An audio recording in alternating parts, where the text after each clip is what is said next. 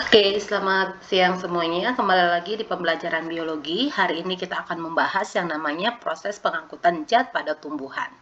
Nah, membahas ini kalian harus sudah paham dulu jaringan penyusun tumbuhan dan organ-organ tumbuhan.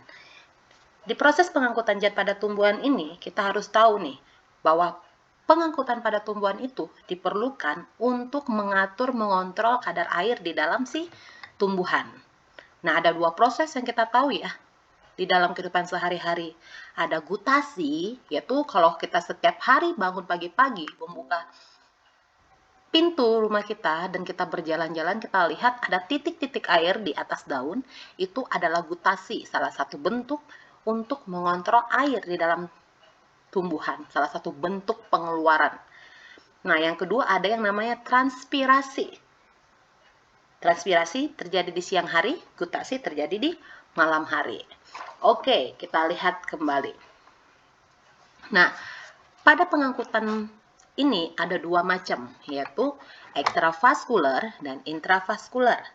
Nah, ekstravaskular itu X berarti di luar, dan dia tidak melibatkan yang namanya berkas pembuluh atau vaskular. Sedangkan intravaskular, in berarti di dalam, dia itu melibatkan yang namanya berkas pembuluh.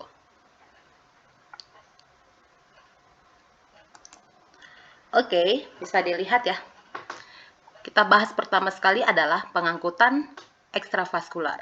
Pengangkutan ekstravaskular ini sering disebut juga pengangkutan horizontal. Kenapa horizontal? Karena proses ini terjadi pada akar. Lihat, nah dia terjadi pada akar. Dia terjadi di sekitar sini.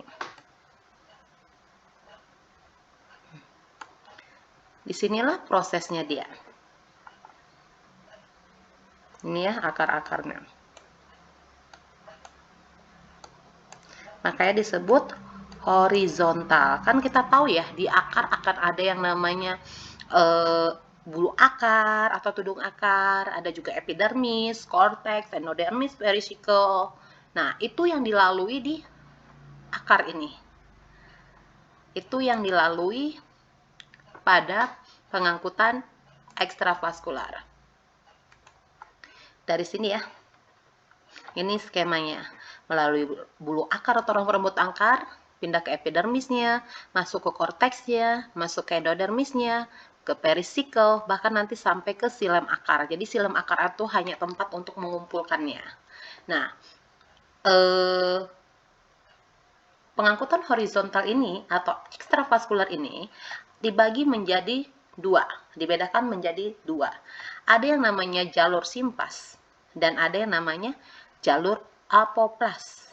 Simplas dan apoplas. Oke, kita langsung ke gambar ya. Nah, yang warna biru ini itu adalah jalur apoplas.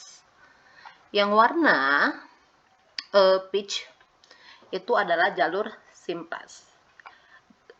Biar gampang diingat, biar agar gampang kalian pahami, jalur simplas ini melalui sel-sel yang hidup. Ya pasti kan jaringan itu hidup. Epidermis, korteks, endodermis, pericycle itu adalah yang dilalui oleh simplas karena itu adalah bagian-bagian yang hidup.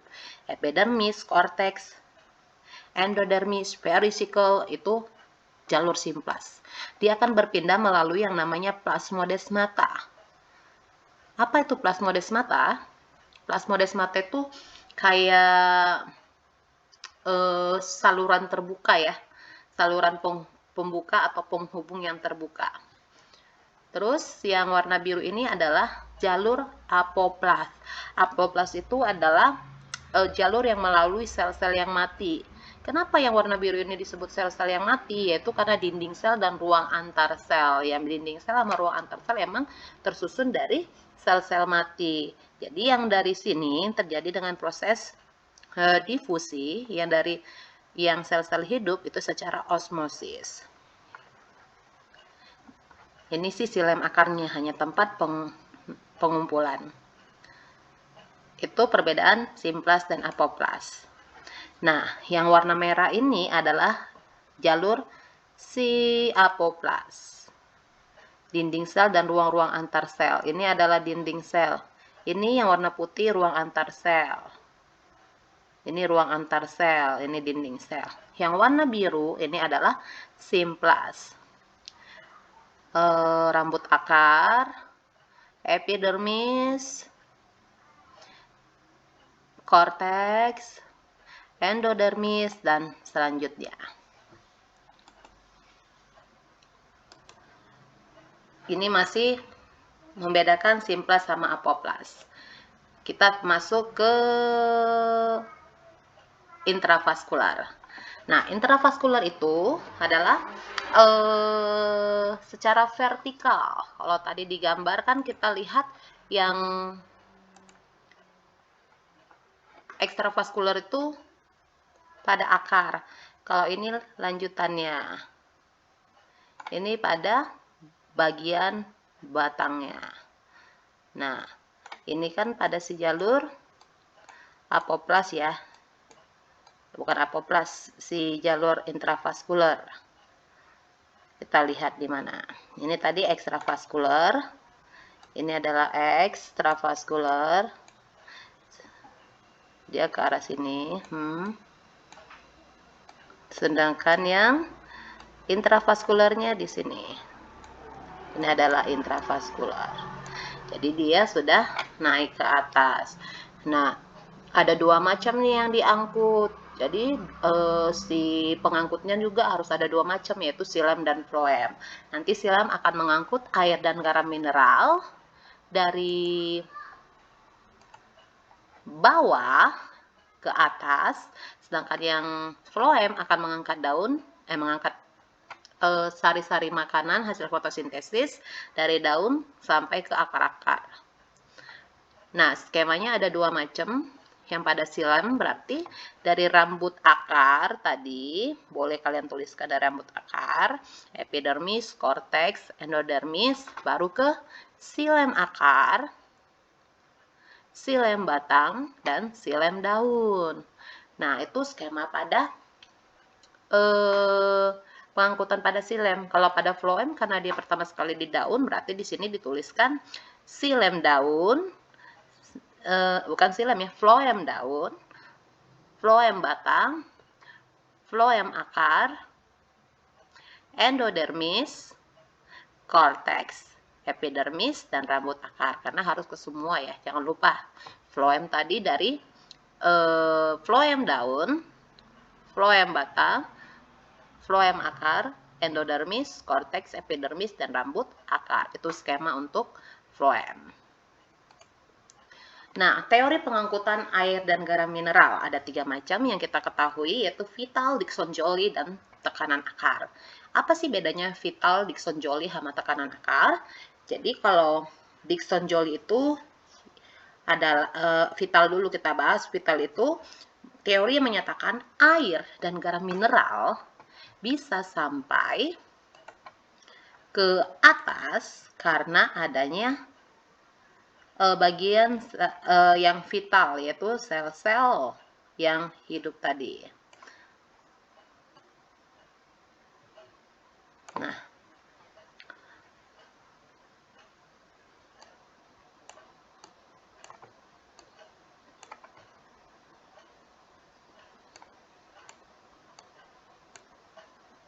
ini pada akar, ini pada batang. Jadi, menurut teori vital, air dan garam mineral yang ada di bawah bisa naik ke atas karena adanya sel-sel yang vital atau yang hidup, yaitu epidermis, parenkim, dan lain-lainnya. Sedangkan Dickson Joule, yaitu teori yang menyatakan air dan garam mineral bisa sampai dari akar ke batang sampai ke daun, itu karena adanya proses transpirasi. Transpirasi kita tahu ya, penguapan, pengeluaran ya, berupa uap-uap air. Sedangkan teori tekanan akar menyatakan air dan garam mineral bisa sampai dari akar sampai ke batang dan sampai ke daun. Itu karena adanya tekanan air. Ya, kita analogikan aja seperti sedotan. Ketika kita minum pakai sedotan, kita pencet wadahnya, itu akan naik muncrat ke luar melalui sedotannya. Atau kalian lagi siram bunga nih, kalian pencet aja si selangnya, airnya akan ngalir lebih deras. Itu bedanya vital, disonjoli, dan tekanan akar. Nah, ini adalah faktor-faktor yang mempengaruhi kecepatan pengangkutan air. Ada kelembapan, suhu, cahaya, angin, dan kadar air tanah. Nah, ini faktor-faktor yang mempengaruhi ya. Ini ada kelembapan. Jika kelembapannya tinggi, ya pasti pengangkutannya akan rendah. Karena dia akan menghalau titik-titik dia akan menghalau pengeluaran titik-titik uap air. Sedangkan jika kelembapannya rendah, pengangkutannya akan tinggi. Nah, suhu juga sama dengan